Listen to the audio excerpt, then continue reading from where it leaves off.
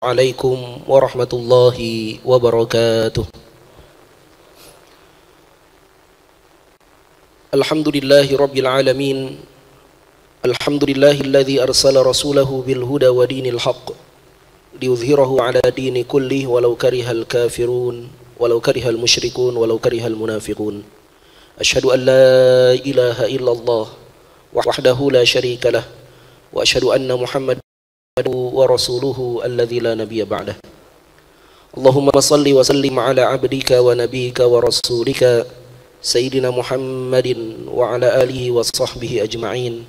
Wardallahumma an sadatina Abi Bakrin wa Umar wa Uthman wa Ali wa anis sahabati ajma'in wa anit tabi'ina wa tabi'ihim bi ihsanin ila yaumiddin. Rabbi shrah li sadri wa yassir li amri wa hlul 'uqdatam min lisani yafqahu qawli. Allahumma ati nufusana taqwaha wa zakkiha innaka khairu man zakkaha maulaha. Allahumma anfa'na bima 'allamtana wa 'allimna ma yanfa'una wa zidna ilma. Rabbana zidna ilma warzuqna fahma. Bapak-bapak, ibu-ibu, ikhwatal iman rahimakumullah, saudara-saudaraku yang saya cintai karena Allah, kita bersyukur pada Allah Subhanahu wa taala. Malam hari ini Allah Subhanahu wa taala mempermudah langkah kaki kita menuju masjid ini. Kita telah laksanakan salat maghrib secara berjamaah. Dan kemudian kita akan lanjutkan mengkaji beberapa ayat-ayat Al-Quran dengan harapan semoga Allah Subhanahu wa taala mengumpulkan kita dalam kelompok orang-orang yang terbaik. Karena kata Rasulullah sallallahu alaihi wasallam, khairukum man ta'allama al-Qur'an wa 'allamah. Sebaik-baik kalian adalah orang-orang yang mempelajari Al-Quran dan yang mengajarkan Al-Quran. InsyaAllah malam hari ini pembahasan kita melanjutkan kitab tafsir Al-Quranul Azim karya Al-Imam Ibnu Katsir Ad-Dimashqi rahimahullah ta'ala. Masih membahas surat Al-Baqarah dan malam hari ini kita memasuki ayat ke-60 dan 61. Alhamdulillah. Ayat 60 Allah Subhanahu wa ta'ala berfirman, wa dan idh, ingatlah, istaqa, ketika meminta hujan Musa, dan ingatlah ketika Musa meminta hujan, meminta air, liqaumihi, kepada kaumnya, untuk kaumnya. Dan ingatlah ketika Nabi Musa meminta air untuk kaumnya. Fakulna, maka kami berkata, kami di sini Allah Subhanahu wa taala berkata, idrib, pukullah, bi, dengan asa, tongkat kamu, pukullah dengan tongkatmu, al-hajar, batu. Fanfajarat, maka memancarlah, minhu, darinya, dari apa tadi Pak? Dari batu, ithna asyrata aina, maka memancarlah darinya 12 aina, mata air.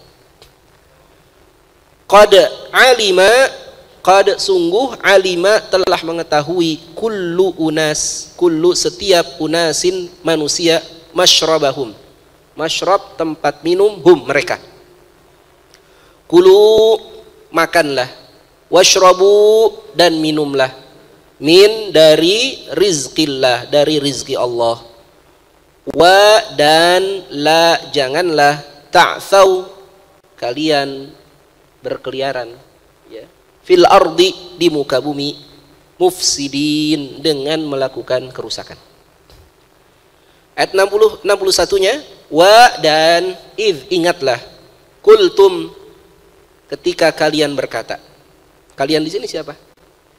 Bani Israel, ya, Bani Israel, kaumnya Nabi Musa. Ingatlah ketika kalian berkata, ya Musa, wahai Musa, lan, tidak akan, nasbiro, kami bersabar, ala, atas, ta'amin, makanan, wahid, satu jenis. Kami tidak bisa bersabar atas satu jenis makanan. Kita ingat ya, dahulu ini Bani Israel kan dihukum oleh Allah Subhanahu wa taala karena mereka tidak mau masuk ke Baitul Maqdis, maka mereka dihukum yatihuna fil ard, mereka terlunta-lunta di padang pasir, ya. Maka dalam kondisi mereka dihukum ini, mereka kemudian diberi makanan oleh Allah. Makanannya apa? Manna wassalwa. Masih ingat ya dalam bahasan ayat sebelumnya. Ya, diberikan kepada mereka manna wassalwa. Ya. Ini manna dan salwa ini makanan yang luar biasa bergizi ini. Bahkan dalam beberapa riwayat disebutkan ini makanan dari surga. Manna itu sejenis madu, salwa itu sejenis unggas. Ya. Ada yang menyebutkan salwa itu burung puyuh. Masya Allah. Ini makanan yang lezat. Dikasih madu dan dikasih unggas. Ya. Pernah makan burung puyuh, Pak? Enak, Pak. Ini kayak daging ayam. Bahkan lebih enak ini. Ya. Nah, mereka sudah diberikan ini, mereka berkata, lan nasbiru ala ta'amin wahid. Kami enggak mampu bersabar dengan hanya menyantap satu jenis makanan. Padahal bukan satu jenis kan? Yang dikasih berapa tadi? 2, manna dan salwa. Tapi mereka menyebut ini satu jenis. Ya, karena apa? Karena kurangnya rasa bersyukur mereka itu. Fad'u lana, maka berdoalah untuk kami, Rabbaka, kepada Tuhanmu, yukhrij lana, agar dikeluarkan untuk kami, mimma tumbitul ard, apa-apa yang ditumbuhkan dari bumi. Ya, minta ya supaya Nabi Musa berdoa kepada Allah agar bumi itu mengeluarkan tanaman. Padahal ini mereka lagi di padang pasir, lagi diusir gitu kan. Minta bumi itu mengeluarkan tanaman. Mimbakliha, bakal ini, baklun ini artinya sayur. Ya. Dari sayur-sayurnya. Wa kithaiha, dan apa? Mentimun ya. Kalau saya nggak keliru tadi. Coba lihat sayur, iya mentimun. Wa kithaiha wa fumiha, dan kacang-kacangan. Wa adasiha, dan adasnya. Wa basaliha, dan bawang merahnya.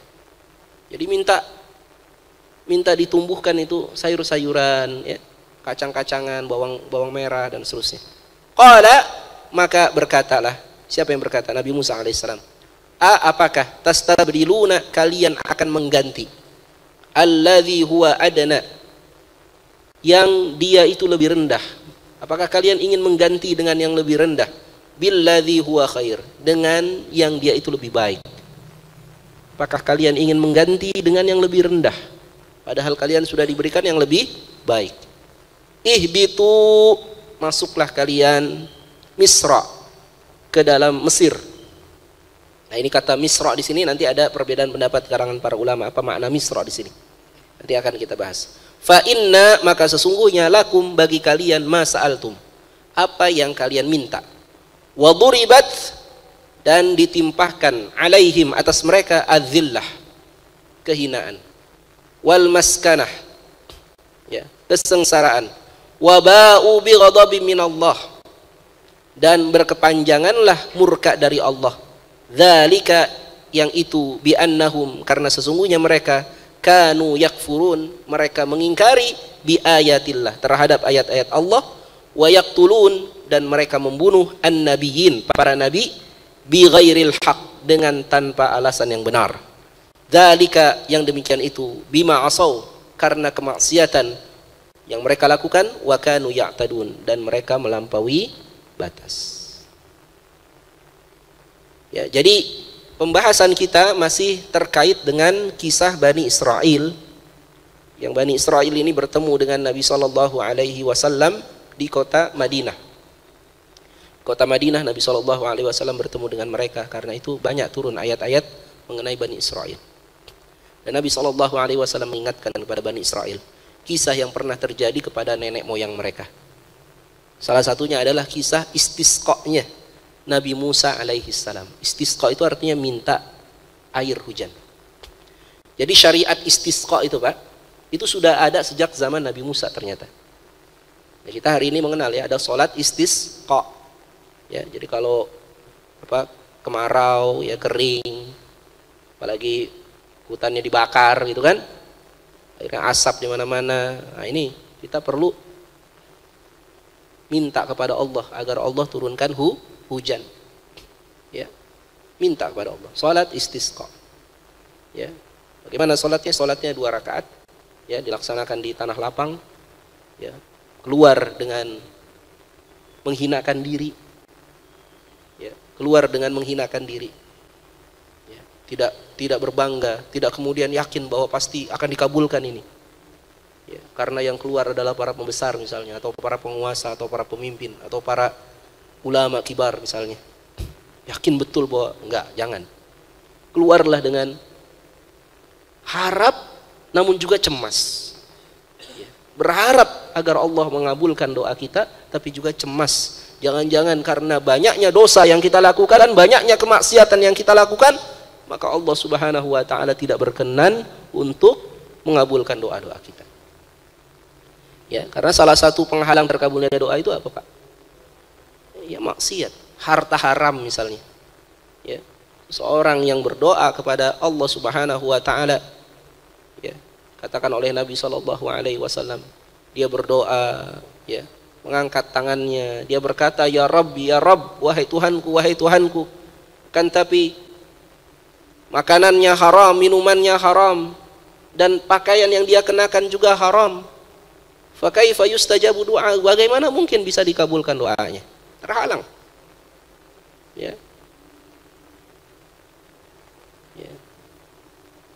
Juga salah satu dosa yang menyebabkan seseorang itu tidak dikabulkan doanya adalah sebagaimana dikatakan oleh Nabi SAW, apabila seseorang atau satu kaum meninggalkan amar ma'ruf nahi munkar, meninggalkan saling menasehati, ada kemunkaran didiamkan, nggak mau mengajak orang untuk melakukan kebaikan, maka salah satu hukuman bagi masyarakat seperti itu adalah, ya, doa-doa mereka tidak dikabulkan oleh Allah, ya. Jadi ini istisqa, ya. Istisqa itu kita minta kepada Allah agar Allah turunkan hujan, ya. Allah berikan kepada kita, ya, siqayah. Siqayah itu memberikan minum. Itu ada istilah siqayatul haji wa imaratul masjidil haram. Salah satu keistimewaan orang-orang Quraisy itu adalah orang-orang Quraisy diberikan wewenang untuk siqayatul haji, diberikan wewenang untuk memberi minum kepada jamaah haji, wa imarah masjidil haram, dan diberikan wewenang untuk memakmurkan masjidil haram. Ini kekhususan pada bangsa Quraisy, ya, dahulu ketika Rasulullah SAW diutus di tengah-tengah mereka. Jadi ini istisqa. Istisqa itu minta diturunkan hujan. Kaumnya Nabi Musa tinggal di padang pasir, kehausan, minta agar pemimpin mereka, yaitu Nabi Musa alaihissalam, memperhatikan kebutuhan mereka, yaitu kebutuhan yang sangat pokok. Kebutuhan akan apa? Kebutuhan akan air. Maka Nabi Musa alaihissalam sebagai pemimpin bagi kaumnya, pemimpin yang baik, dia memperhatikan kebutuhan kaumnya ini, dan dia istisqa, dia meminta air kepada Allah Subhanahu wa ta'ala, meminta diturunkan hujan, ya. Ini ciri pemimpin yang baik. Jadi pemimpin yang baik itu dia harus memperhatikan kebutuhan masyarakatnya, kalau ini kebutuhan yang mendesak, ya. Maka Allah Subhanahu wa ta'ala mengabulkan istisqa'nya Nabi Musa dengan apa? Dengan diperintahkan kepada Nabi Musa untuk idrib bi asakal hajar, diperintahkan untuk memukul ke sebongkah batu dengan tongkatnya Nabi Musa. Tongkatnya Nabi Musa kayu, batunya ini ya batu keras, ya. Disebutkan, ya, dalam beberapa riwayat bahwa batu yang dimaksud ini bentuknya segi empat, batunya besar, bentuknya segi empat, dan Nabi Musa alaihissalam diperintahkan untuk memukul ke atas batu itu, maka dari setiap segi di batu tersebut memancarlah tiga mata air. Yang Bani Israel ini ada 12 suku, maka setiap suku itu meminum dari 4 sudut tadi, 4 sudut batu tadi. Jadi setiap sudut batu memancarkan 3, ya. Idrib bi'asakal hajar fanfajarat minhu 12 aina, maka memancarlah dari batu tersebut 12 mata air, setiap sudut pancar 3 kali 4 12. Qad alima kullu unasi masrabahum, setiap suku Bani Israel ini sudah mengetahui mana tempat minum mereka. Mereka minum dari tiap-tiap sudut tadi. Dan batu ini sepanjang perjalanan selalu dibawa. Ini kan Bani Israil ini kan sedang terlunta-lunta kan di padang pasir. Sepanjang perjalanan selalu dibawa. Jadi nanti batu ini kemudian diangkat di atas kuda atau di atas sapi gitu, bawa. Nanti kalau kemudian istirahat, batu itu diturunkan lagi, dipukul lagi, keluar lagi air. Jadi batunya ini portable gitu ya, dibawa-bawa. Ya. Dan ini ada kisah yang menarik soal batu ini, Pak. Ya. Batu ini dulu pernah iseng. Ini batu ini makhluk Allah. Pernah melakukan keisengan kepada Nabi Musa, yaitu apa? Nabi Musa alaihissalam pernah digondol bajunya ketika sedang mandi oleh batu itu. Ini ada kisah sahih ya, diriwayatkan oleh Imam Al-Bukhari. Nabi SAW pernah bercerita, Nabi Musa ini adalah seorang yang sangat pemalu, dan ia senantiasa memakai pakaian yang tertutup, sehingga tidak ada satupun dari bagian tubuhnya yang terbuka karena saking pemalunya. Dia tertutup kalau memakai pakaian. Suatu hari orang-orang Bani Israel mengolok-olok Nabi Musa. Mereka berkata, sesungguhnya tidaklah dia menutupi tubuhnya melainkan karena kulit tubuhnya itu jelek. Bisa jadi ada penyakit kusta, bisa jadi ada bisul atau penyakit-penyakit kulit lainnya. Lihat ini. Bani Israel ini tukang gibah gitu. Bigos, biang gosip. Yang digosipin gak tanggung-tanggung, Nabi digosipin, Pak. Jadi kalau bapak diomongin sama orang, ya biasa aja lah. Gak usah terlalu dibawa perasaan, gak usah baper gitu ya. Kenapa? Nabi aja dulu pernah digosip. Gosip ini nggak tanggung-tanggung, di fitnah ini kulitnya nih jelek, dia pakai baju tuh. Sekarang kan begitu juga kan, orang pakai, ya wanita-wanita muslimah pakai cadar, pakai niqab juga, ini teroris nih, ninja nih, apa macam-macam itu diomongin. Ya. Jadi ini udah ada apa ya? Udah ada contohnya, udah ada pendahulunya ini. Orang-orang yang suka gibah, suka gosipin, suka memfitnah, melemparkan tuduhan-tuduhan yang tidak berdasar kepada orang-orang soleh. Ini sudah ada pendahulunya, itu siapa? Bani Israel ini dulu lakukan itu. Ya. Maka Allah Subhanahu wa taala ingin membebaskan Nabi Musa dari apa yang mereka tuduhkan itu. Sehingga pada suatu hari Nabi Musa mandi sendirian dengan telanjang. Dia letakkan pakaiannya di atas batu. Ketika ia mandi, setelah selesai dia beranjak untuk mengambil pakaiannya, lalu tiba-tiba batu itu lari, membawa pakaiannya Nabi Musa alaihissalam. Maka Nabi Musa alaihissalam mengambil tongkatnya dan mengejar batu tersebut sambil memanggil-manggil, pakaianku wahai batu, pakaianku wahai batu. Hingga akhirnya dia sampai ke tempat kerumunan para pembesar Bani Israel. Orang Bani Israel lagi ngumpul-ngumpul, Nabi Musa lewat situ, ngejar-ngejar batu. Dan mereka melihat Musa alaihissalam dalam keadaan telanjang yang merupakan sebaik-baiknya ciptaan Allah. Ya, nggak ada cacatnya, kulitnya itu nggak ada cacatnya, bersih. Ya. Dengan kejadian itu Allah membebaskan Musa dari apa yang mereka katakan selama ini. Akhirnya batu itu pun berhenti. Lalu Nabi Musa alaihissalam mengambil pakaiannya dan memakainya. Kemudian Musa memukuli batu tersebut dengan tongkatnya. Sungguh demi Allah, batu tersebut masih tampak bekas pukulan Musa, 3, 4, atau 5 pukulan. Inilah di antara kisah Nabi Musa alaihissalam seperti difirmankan oleh Allah Subhanahu wa taala, wahai orang-orang yang beriman, janganlah kalian menjadi orang-orang yang mengolok-olok Musa lalu Allah membersihkannya dari tuduhan yang mereka katakan. Nah ini kisah batu tadi ya. Jadi batu ini memancarkan air kalau dipukul. Allah berfirman, "Fanfajarat min huthnata asyrata aina" di ayat ini. Nanti kita akan temukan di surat Al-A'raf ayat 160 ada kisah yang mirip, tapi Allah menggunakan kalimat fambajasat min huthnata asyrata aina. Ya. Kalau di Quran terjemah artinya sama-sama memancar. Maka memancarlah dari batu itu 12 mata air. Di sini fanfajarat, di sini fambajasat. Apa perbedaan antara imbajasa, fambajasat dengan infajara, fanfajara? Ya, dikatakan oleh Imam Ibnu Katsir rahimahullahu taala, fambajasat di sini maknanya adalah memancar untuk pertama kali. Sedangkan fanfajarat ini adalah memancarkan air terus-menerus hingga kemudian air itu tergenang.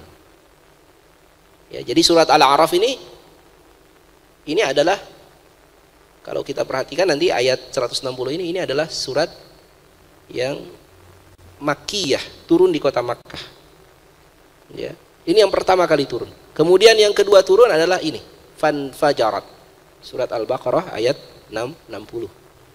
Ya, jadi Al-A'raf 160 menjelaskan proses pertama kali air itu memancar. Fanfajarat menjelaskan bahwa air itu terus memancar sehingga kemudian air itu tergenang dan bisa diminum secara puas oleh Bani Israel. Nah, ini di sini kita bisa lihat bagaimana ya Nabi Musa alaihissalam sangat memperhatikan kebutuhan dari masyarakatnya. Allah Subhanahu wa taala kemudian melanjutkan, kulu washrabu mir rizqillah. Ada peringatan dari Allah Subhanahu wa taala, makan dan minumlah kalian dari rizki Allah. Wala ta'tsaw fil ardi mufsidin, dan janganlah kalian ya berjalan di muka bumi melakukan kerusakan. Kita boleh mencari nafkah, kita boleh mencari rizki, kita boleh memanfaatkan semua yang ada di muka bumi ini untuk kebutuhan kita. Dan demikianlah Allah Subhanahu wa taala telah muliakan manusia dengan apa? Dengan Allah Subhanahu wa taala menundukkan ya bumi ini untuk manusia, ditundukkan air, ditundukkan tanah, tanam-tanaman, hewan-hewan ditundukkan oleh Allah untuk manusia. Perhatikan hewan gajah gitu, besar, tapi bisa tunduk oleh manusia. Singa bisa dilatih oleh manusia, tunduk. Ya, semua makhluk di muka bumi ini ditundukkan oleh Allah Subhanahu wa taala untuk manusia. Yang menundukkan siapa? Allah, bukan manusia. Allah yang menundukkan. Untuk apa? Untuk kepentingan manusia. Untuk manusia bisa mencari rizki di muka bumi ini. Cari rizki di muka bumi ini. Manfaatkan semua fasilitas di dunia ini, akan tetapi wala ta'tsaw fil ardi mufsidin. Sekali-kali jangan sampai kita melakukan kerusakan. Jangan kemudian kita hancurkan muka bumi. Nah, ini peringatan yang sangat kuat ya. Agar kita menjaga alam semesta ini. Ya, menjaga laut kita, menjaga tanah kita, menjaga air kita. Ya. Ini isu yang sekarang ini malah tidak menarik di kalangan aktivis Islam. Ya, isu kelestarian alam ini banyak para dai, banyak para ustadz ini malah jarang bahas soal ini. Padahal ini hal yang penting. Ya, bahwa bumi ini titipan Allah Subhanahu wa taala untuk siapa? Innal arda yarithuha li ibadiyas salihin. Ya, sesungguhnya bumi ini adalah warisan Allah Subhanahu wa taala untuk hamba-hamba Allah yang saleh. Diwariskan kepada hamba-hamba yang saleh. Supaya apa? Supaya dimanfaatkan, dikelola, dijaga. Ya, jadi yang berhak untuk menjaga bumi ini orang-orang yang saleh. Ya, jangan sampai kemudian dirusak. Sekarang malah banyak kita ya, maaf ya, sering melakukan kerusakan di muka bumi. Ya, sampah tidak kita kelola ya. Ya, padahal salah satu perintah pertama dalam Al-Qur'an itu adalah memperhatikan sampah. Ya kan? Ya ayyuhal muddathir kum fa'anzir wa thiyabaka fatahhir. Ya kan? Wahai orang-orang yang berselimut, ya, kum fa'anzir, bangun, beri peringatan. Rabbaka fakabbir, Tuhanmu agungkanlah. Wa thiyabaka fatahhir, bajumu bersihkanlah. Bebersih itu perintah, salah satu perintah pertama, menjaga kebersihan. Warrujza fahjur, dan kotoran tinggalkanlah. Ya, kotoran tinggalkanlah. Ya, kotoran di badan dan kotoran di dalam hati, ya, dosa tinggalkan. Kotoran dalam hati, dosa, kemaksiatan. Ya, kotoran yang ada di sekitar kita tinggalkanlah, kelola dengan baik. Nah, ini perintah dari Allah Subhanahu wa taala. Kita masuk ayat berikutnya. Allah Subhanahu wa taala berfirman, dan idz qultum, ingatlah ketika kalian berkata kepada Nabi Musa alaihissalam, wa qultum ya Musa lan nasbira ala ta'amin wahidin, kami tidak bisa bersabar atas satu jenis makanan. Tadi sudah saya jelaskan ya, bahwa mereka diberikan manna dan salwa, akan tetapi mereka tidak merasa puas. Fad'u lana rabbaka yukhrij lana mimma tumbitul ardu min baqliha wa kithaiha wa fumiha wa adasiha wa basaliha. Ya, mereka minta kepada Nabi Musa agar Nabi Musa berdoa kepada Allah agar Allah tumbuhkan dari muka bumi itu apa? Sayur-sayuran, biji-bijian, ketimun, biji-bijian, kemudian bawang putih, bawang merah. Ini makanan-makanan itu, Pak, kalau dibandingkan dengan makanan surga, jelas lebih buruk kan, ya kan? Ini sudah dikasih mana dan salwa, malah pilih bawang gitu, malah pilih ketimun. Ini kan jelas lebih buruk. Maka Nabi Musa alaihissalam berkata kepada mereka, qala atastabdiluna alladhi huwa adana billadhi huwa khair. Apakah kalian mau ambil yang rendah sebagai pengganti yang lebih baik? Kalimat Nabi Musa ini kalimat yang luar biasa indah. Dan ini menjadi nasihat seharusnya bagi kita semua. Bagi orang-orang yang kadang-kadang lalai dalam mengambil pilihan. Keliru mengambil. Sudah diberikan pilihan yang baik, malah pilih pilihan yang buruk gitu. Sudah ada pilihan yang baik di hadapan mata. Atau selama ini dia sudah menjalani pilihan yang baik, malah dia pilih pilihan yang buruk. Banyak orang kadang-kadang salah memilih. Sudah ada istri di rumah, ya kan? Malah dia pilih yang buruk gitu di luar. Sudah ada jalan untuk melampiaskan syahwat melalui pernikahan, dia malah pilih melampiaskan syahwat dengan jalan yang lain. Maka kita katakan pada orang itu, atastabdiluna alladhi huwa adna billadhi huwa khair. Apakah kalian ingin pilih yang buruk sebagai pengganti yang baik? Sudah ada cara mencari nafkah yang baik, ya. Cari nafkah yang halal. Cara mencari nafkah yang halal lebih banyak atau lebih sedikit? Yang halal itu lebih banyak atau lebih sedikit, Pak, dibandingkan dengan yang haram? Mana yang lebih banyak, yang halal atau yang haram? Yang halal atau yang haram? Halal. Lebih banyak yang halal cara mencari nafkah kita. Tapi ada orang-orang malah pilih cara mencari nafkah yang haram. Malah memilih dengan menipu, dengan korupsi, ya. Padahal ada yang halal, dia pilih yang haram. Maka kita katakan pada orang itu, atastabdiluna alladhi huwa adna billadhi huwa khair. Ada gaya hidup yang lebih bersih, lebih baik, yaitu gaya hidup Islam. Ini lebih baik, lebih bersih. Tapi orang malah pilih gaya hidup yang buruk gitu. Maka kita katakan pada orang itu, atastabdiluna alladhi huwa adna billadhi huwa khair. Ada akidah yang bersih, yang kokoh, yang masuk akal, rasional, akidah Islam. Tapi dia malah pilih akidah yang bertentangan dengan akal sehat. Dia malah percaya dengan mitos-mitos, dengan khurafat, dengan legenda-legenda. Dia takut dengan dirinya sendiri, akhirnya dia takut kalau lewat satu jalan. Dia malah pilih akidah atau keyakinan yang menyimpang, yang bertentangan dengan akal sehat. Maka kita katakan, atastabdiluna alladhi huwa adna billadhi huwa khair. Ada makanan yang halal, yang thayyib, yang sehat. Tapi malah ada orang yang malah memilih makanan yang haram, yang buruk, yang membawa penyakit, malah dia makan itu. Bukan makanan, asap itu, bawa penyakit. Dia pilih itu, masya Allah. Padahal masih ada bakso, masih ada macam-macam yang enak-enak itu masih banyak itu. Dia malah pilih yang haram. Itu kalau rokok mungkin sebagian menyebutnya makruh, tapi kan ini berbahaya untuk kesehatan. Maka kita katakan pada orang-orang yang malah memilih makanan-makanan seperti itu, atastabdiluna alladhi huwa adna billadhi huwa khair. Nah, ini ayat ini hendaknya terpatri dalam jiwa kita. Ketika kita menentukan pilihan, coba renungkan, apakah pilihan ini lebih baik atau sesungguhnya pilihan ini lebih buruk? Karena banyak orang-orang yang tertipu dengan dengan syahwatnya. Tertipu dengan syahwatnya sehingga dia memilih yang buruk tadi. Sudah ada jalan pernikahan, dia pilih yang buruk gitu. Sudah ada yang halal, dia pilih yang haram. Ya. Maka periksa, apakah pilihan saya ini sudah tepat atau tidak. Ya. Jangan tertipu dengan syahwat, ya. Jangan tertipu juga dengan syubhat. Ya, dengan apa? Hal-hal yang membingungkan. Dia nggak tahu mana hak mana batil.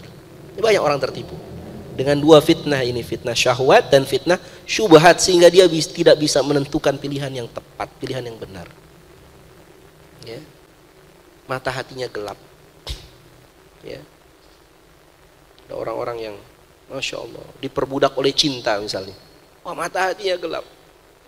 Tidak bisa dia terlepas itu dari jeratan cinta yang tidak halal misalnya. Atau ada juga orang yang dijerat dengan hubur riasah, dengan cinta kepada kekuasaan, sehingga dia halalkan segala cara untuk meraih kekuasaan. Nah, ini dia pilih kemudian jalan yang buruk. Mari kita minta kepada Allah Subhanahu wa taala. Setiap hari kita minta kepada Allah jalan yang benar. Ihdinas siratal mustaqim.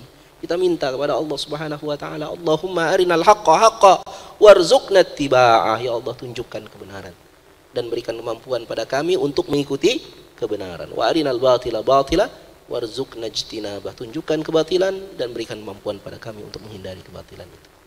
Ada syariat istikharah. Kalau kita bingung, istikharah. Salat 2 rakaat, minta petunjuk pada Allah Subhanahu wa taala. Jangan sampai kita salah jalan gitu. Ya, kita minta kepada Allah, ya. Nah, berikutnya Allah berfirman, ya, menceritakan ungkapan Nabi Musa kepada kaumnya. Ketika kaumnya minta sayur-sayuran tadi, kata Nabi Musa, ihbitu Misra, masuk kalian ke Mesir. Fa inna lakum ma sa'altum, maka sesungguhnya bagi kalian apa yang kalian inginkan. Kalau kalian memang ingin itu, ingin makanan-makanan tadi, masuklah ke Mesir. Nah, Misra di sini maknanya apa? Ya, ada 2 pendapat para ulama. Ada yang berpendapat Misra itu memang Mesir, negeri Mesir. Yang di situ ada Firaun. Ada penguasa yang zalim. Mereka sudah terbebas dari Firaun, sudah keluar dari Mesir. Kalau mereka mau sayur-sayuran lagi, kata Nabi Musa, masuk lagi saja ke Mesir. Ini pendapat pertama. Tapi ada pendapat kedua yang menyatakan bahwa Misra di sini maknanya umum. Kota mana saja. Sehingga kata para ulama, kalau sayur-sayuran seperti ini nggak perlu minta kepada Allah, nggak perlu minta kepada Nabi Musa, cukup masuk ke kota. Ngapain repot-repot ngerepotin Nabi supaya minta sayur-sayur gitu? Masuk saja ke kota, kalian akan dapatkan itu. Ya. Apa yang kalian inginkan. Ihbitu Misra tadi. Ya. Ihbitu Misra fa inna lakum ma sa'altum wa duribat 'alaihimudz dhillatu wal maskanatu wa ba'u bi ghadabin minallah. Tapi karena mereka, ya, tetap merengek meminta makanan-makanan yang buruk tadi, maka Allah Subhanahu wa taala menimpakan kehinaan kepada mereka. Ya. Dzalika bi annahum kanu yakfuruna bi ayatillah wa yaqtuluna an-nabiyina bighairil haqq. Selain itu mereka juga, ya, sesudah Nabi Musa wafat, Allah Subhanahu wa taala turunkan banyak para nabi kepada mereka dan mereka kemudian melakukan 2 kemaksiatan besar. Apa kemaksiatan yang pertama? Yakfuruna bi ayatillah. Mereka mengingkari ayat-ayat Allah. Ya. Dan ini merupakan maksiat yang besar yang dimurkai oleh Allah, karena orang yang menentang ayat-ayat Allah adalah orang yang sombong. Kata Nabi SAW, al-kibru batarul haq wa ghamtun nas. Yang dimaksud dengan orang yang sombong itu adalah orang yang menolak kebenaran dan merendahkan manusia lain. Nah, iblis, ya, dahulu terusir dari surga karena apa? Karena sombong. Aba wastakbara wa kana minal kafirin. Iblis itu menentang perintah Allah dan dia sombong dan dia termasuk dalam kelompok orang-orang yang kafir. Nah, ini jangan sampai ada dalam hati kita penyakit sombong, karena kata Nabi SAW, la yadkhulul jannata man kana fi qalbi mithqala dzarratin min kibr. Gak akan masuk surga seseorang yang dalam hatinya ada sebesar biji sawi saja dari kesombongan. Dahulu ada sahabat Nabi datang kepada Nabi SAW. Ya Rasulullah, saya suka memakai pakaian yang indah, saya suka memakai sepatu atau sendal yang indah, yang bagus. Apakah aku ini termasuk orang sombong? Kata Nabi, bukan. Orang sombong itu bukanlah orang yang memakai pakaian yang indah, tapi orang yang sombong itu adalah orang yang menentang kebenaran, menolak ayat-ayat Al-Quran, dan merendahkan orang lain. Jadi kalau berpakaian indah itu nggak ada masalah. Ini dosa pertama. Dosa kedua yang mereka lakukan adalah mereka suka membunuh para nabi. Nauzubillah min dzalik. Ya. Bahkan diriwayatkan dalam satu riwayat dari Abdullah bin Mas'ud radhiyallahu anhu, kata Abdullah bin Mas'ud, orang-orang Bani Israil ini bahkan pernah membunuh 300 nabi dalam sehari. 300 nabi dalam sehari. Jadi para nabi dahulu ya, satu zaman itu bisa Allah turunkan ratusan orang, ratusan nabi.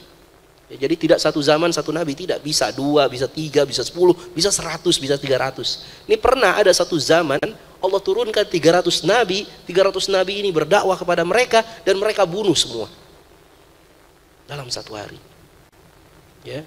Makanya kata Nabi SAW dalam satu hadis diriwayatkan oleh Imam Ahmad, Rasulullah pernah bersabda, "Asyaddun nasi 'adaban yaumal qiyamah", orang yang paling keras siksaannya nanti di hari kiamat ada 3.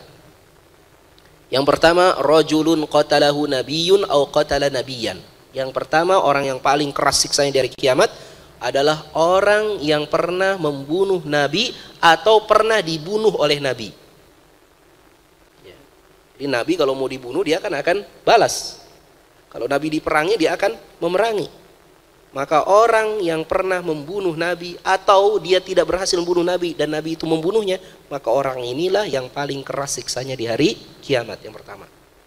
Kemudian yang kedua, wa imamu dhalalatin, pemimpin kesesatan. Seorang pemimpin ya yang mengajarkan kesesatan, kekeliruan. Maka ini paling keras siksanya nanti di hari kiamat. Kemudian yang ketiga, wa mumathilun minal mumathilin. Dalam hadis yang lain disebutkan wa musawwirun, orang yang menggambar. Orang yang menggambar, pelukis. Pelukis ya, dalam hadis riwayat Imam Bukhari juga disebutkan bahwa pelukis adalah salah satu yang paling keras siksanya di hari kiamat. Nabi SAW bersabda, nanti Allah Subhanahu wa Ta'ala akan berkata kepada para pelukis, ya, hidupkanlah apa yang pernah kalian lukis. Jadi melukis ini profesi yang haram, Pak. Melukis apa? Melukis makhluk bernyawa gitu. Tapi kalau melukis ornamen, melukis makhluk-makhluk yang tidak bernyawa, pohon, ya, gunung dan seterusnya, itu tidak masalah. Tapi melukis makhluk yang bernyawa ini bermasalah. Ya, ada sebagian ulama ya menyempitkan khusus kepada makhluk-makhluk bernyawa yang dikhawatirkan nanti dia akan dipuja, akan dikultuskan, akan disembah dan seterusnya. Tapi sebagian ulama lagi berpendapat tidak, ini umum. Seluruh pelukis yang melukis makhluk-makhluk hidup ini terancam akan mendapatkan siksa yang berat nanti di hari kiamat. Wallahu a'lam bishawab. Inilah ikhwatal iman rahimakumullah, ya, 2 ayat yang kita bahas pada kesempatan malam hari ini, mudah-mudahan bermanfaat. Qulu qawli hadza astaghfirullah li wa lakum, innahu was-sami'ul alim, walhamdulillahirabbil alamin. Assalamualaikum warahmatullahi wabarakatuh.